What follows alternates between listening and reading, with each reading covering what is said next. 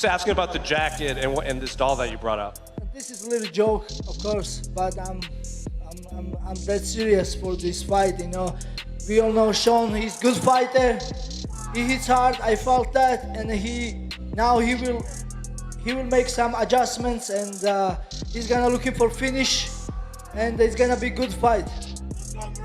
And after you beat Umar, it seems like you could have had your pick with any contender in the bantamweight division. I think a lot of people were surprised that it was the rematch. So why was this the fight that you wanted against Sean O'Malley?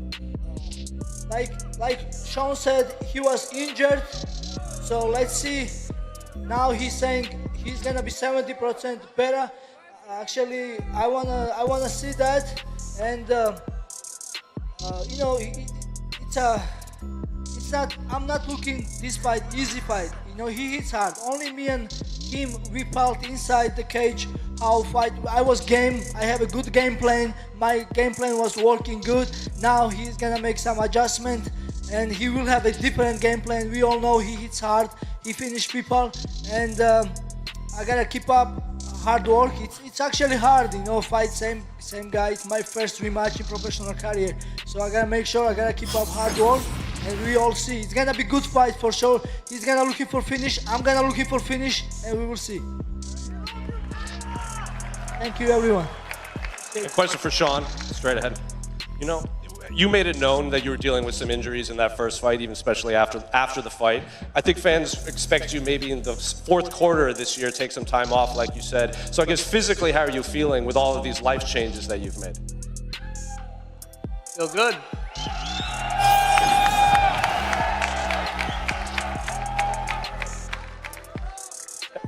You know, when your other rematch that you've had against Chito Vera after the first fight, you had to wait several years to kind of prove that that was a fluke, and then you put on one of your best performances here in Miami. So I guess, how are you approaching this rematch with Merab, and what adjustments have you made that, you know, Merab has been alluding to? Yeah, I'm very grateful to the UFC to give me a rematch so quick. You know, it's an excuse, call it what you want. I fought Merab with one leg. Like, I tore my hip 10 weeks before the fight, and now it's just what happened. Julianna, since Kayla came into the UFC, it's almost been spoken about as fact that she was going to fight for the title. Do you think that was a fair assessment of her skills, or do you think maybe there is a little bit too much hype around her? You know, I think that at the end of the day, it's very apparent that she was ducking Chris Cyborg in the PFL. I don't know anyone that would pour in that much money to one specific person like John Davis to have her as the face of his brand, and then only for her to not forego her contract at the PFL. She was running from Chris Cyborg, everybody knows that. And of course, because she had such a big name there, she was able to jump the line in front of all these other women that had put in so much time and effort into making this bantamweight division great. So do I understand it? Of course, the machine is a moneymaker. You know, if it don't make money, it don't make sense. And at the end of the day, this fight makes sense, and that's why it's being done. But no. Kayla, just curious about your response to those accusations and comments.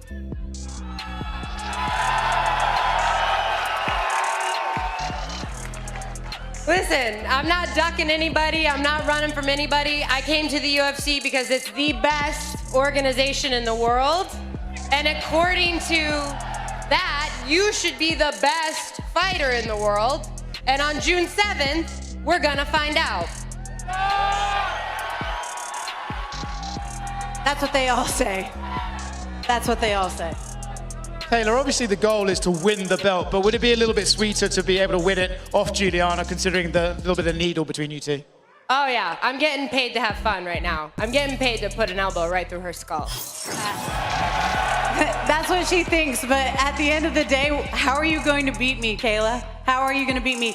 You literally are gonna be, first off, actually, I wanted to know, are you okay, honestly? Because I know that you have to like piss blood, spit blood in order to weight drain yourself, you weight bully, to make this division in the first place. This is gonna be your first fight at 135 pounds. You don't get God making that extra pound from 137 to 136. You have to make 135.0, and it's the first time that you're in a 5-round, 25-minute fight in my world. It's not the first time I'm in a 5-round fight, sweetie. Do your homework. Okay, do your homework. You're fighting a bunch of grandmas that are ready for the freaking wheelchair. First I was ducking Cyborg, now I was fighting grandmas. Which first is it? pro to five fights. Girls that have never ever fought again after they fought you.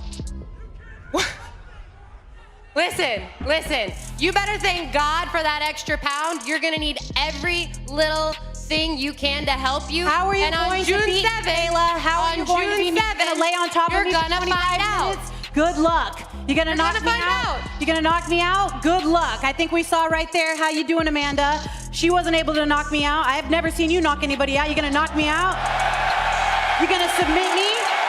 You're gonna win in a dogfight? Good fucking luck. Actually, that brings me on to my next question. I did notice Amanda Nunes was sitting down here. You know, there's a trilogy been discussed. Kayla, you and Amanda's always been discussed. Could the winner be the person to draw Amanda Nunes out of retirement for a massive fight later this year? Is that for me? No, it's to Kayla and Julianna, but if you want to answer. No, I'll answer that. At the end of the day, Amanda hates Kayla more than she hates me. That's a fact. She wants nothing to do with me, and she wants to fight Kayla. That's why she's sitting in the back, and as Dana said, she retired a little bit too early. She's waiting to see what happens, but she wants to fight Kayla more than she wants to fight me because she knows that that's a big freaking fight, and it's gonna be a long night in the office, just like Kayla knows. That's why she's being a lot nicer than you guys have ever seen her before. Another one for you, Julianna. In your first reign, you were not able to get a title defense. If you're able to defend the belt this time around against someone of Kayla's stature, would this make it a more satisfying title reign this time around? At the end of the day, I'm just out here to do my job. It's not the first time I fought a gold medalist. The last time I fought an Olympic medalist, I put him to sleep.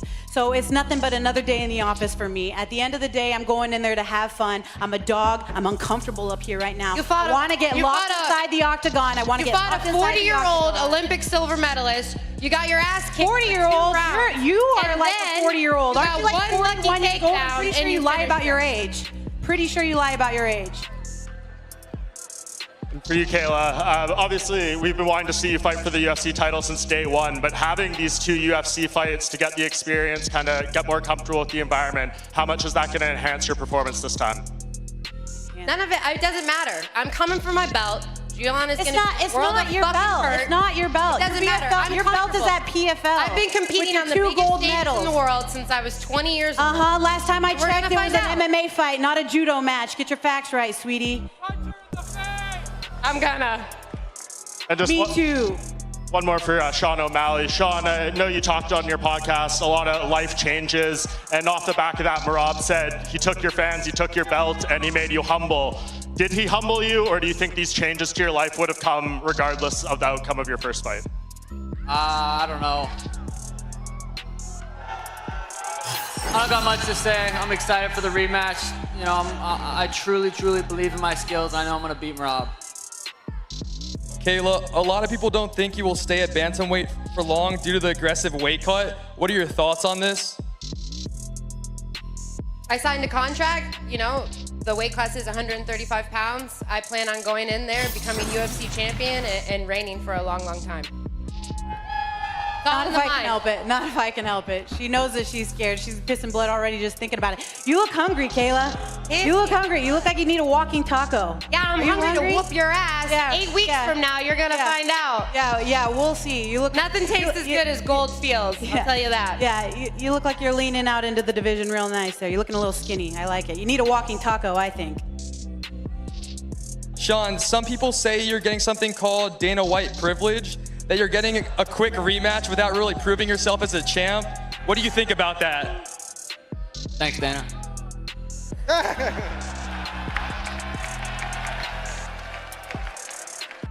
Amanda Nunes is sitting right there. You've said that you believe she retired a bit early. Do you think she fights again? Do I think Amanda Nunes fights again? You just said yes. And question for Kayla. There we go. Which means that me booing her in Canada was right because I knew that she was retiring too early, just like Dana said, and just like you guys are all seeing. She's not done. She's just sitting there in the sidelines to see what happens because she didn't want to fight that trilogy fight like I was asking for. Kayla, you didn't get to answer the previous question when they asked you about Amanda. Should you beat Julianna Peña? Do you think that's the next fight, you versus Amanda? Absolutely. I think Amanda and I both know that that's what's going to happen. Merab, you recently said that you would like to go up to featherweight, but you don't want to face Volkanovski because you love him too much and he's a very good fighter. If Diego Lopez wins this weekend, would you think about going up to featherweight? Oh, you put me in bad spot, my friend. Yeah, let's see. First, I have to win against top opponent like Sean O'Malley. You know, like I said, he will have a different game plan. I have to win this. Yeah, and I like Diego Lopez too, but I would like to fight him. But he's fighting Volkanovski. I think Volkanovski is going to win tomorrow.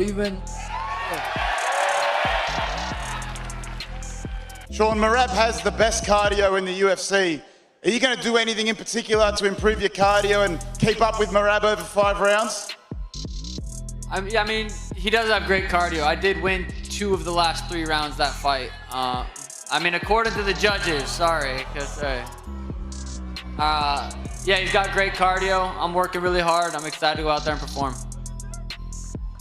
All right, this is a question for Dana.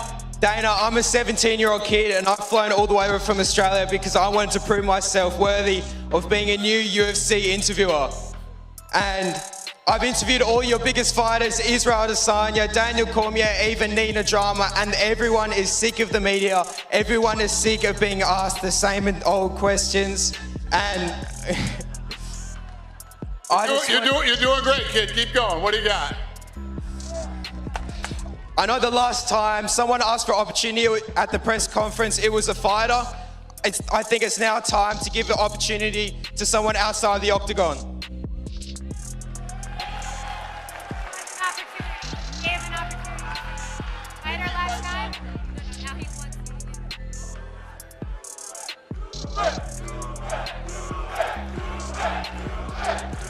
But what is it? Who? Sorry? Did you say give somebody from the media? No, can I be a UFC interviewer? I've interviewed everyone. I think I'll be the best. Got it. I fucked up. I should have ended this thing 5 minutes ago. Yeah, come down here. We'll talk.